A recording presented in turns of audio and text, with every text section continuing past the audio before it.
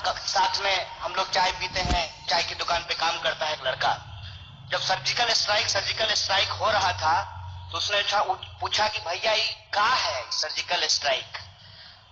तो हम बोले कि इसको समझाएं क्या, ये सर्जिकल स्ट्राइक तो बड़ा भारी भरकम टर्म है अंग्रेजी का, इसको समझाएं कैसे। हमने कहा कि छुपा छुपी खेले हो। बोला हाँ। तो पीछे से जाकर के जो धप्पा बोल देते हैं ना, वही सर्जिकल स्ट्राइक है।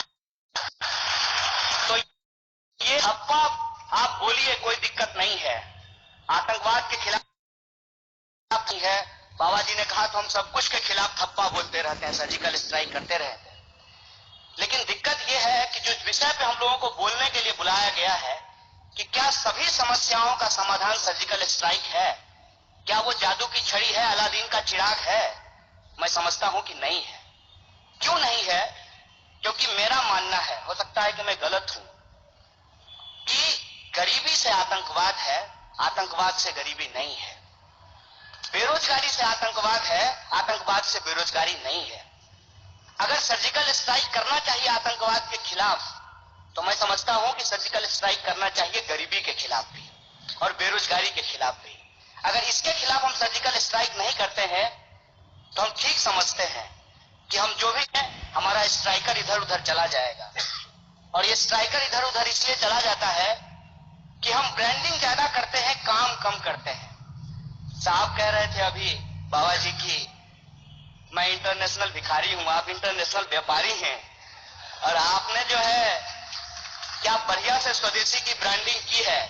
इसके साथ साथ आपने कहा, मैं आपका क्रिटिसिज्म नहीं कर रहा हूं, बस बता रहा हूं कि आपने कहा कि आपके पास दिमाग है, आप सोचिए। बिल्कुल हमारे पास है, हम सोचेंगे। फिर आपके कहने पे पतंजलि का मंजन क्यों इस्तेमाल करेंगे? अपने दिमाग से सोच के करेंगे।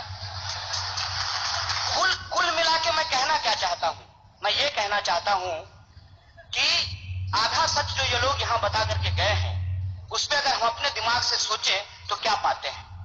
सर्जिकल स्ट्राइक किया गया आतंकवाद के खिलाफ, नतीजा क्या है? उसके बाद 42 जवान मारे जा चुके हैं और अभी भी आतंकवादी घटनाएं नहीं रुकी है।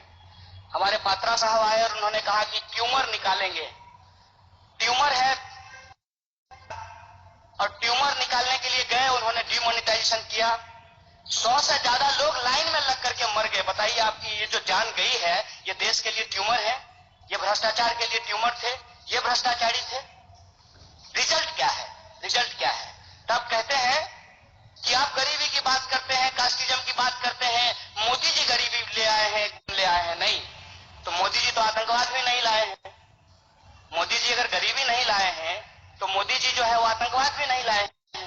मतलब कहीं जो है हम अपने आप को बेचेंगे, अपनी ब्रांडिंग करेंगे, और जहां हमारा दाल नहीं गलेगा वहां हम अपनी ब्रांडिंग नहीं करेंगे।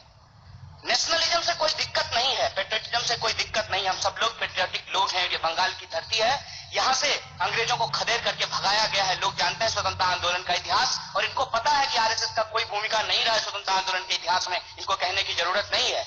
लेकिन जब आप ब्रांडिंग कर रहे हैं, हम आपसे पूछते हैं कि नेशन के लिए, नेशनल इंटरेस्ट के लिए सबसे बड़ा क्वेश्चन क्या है?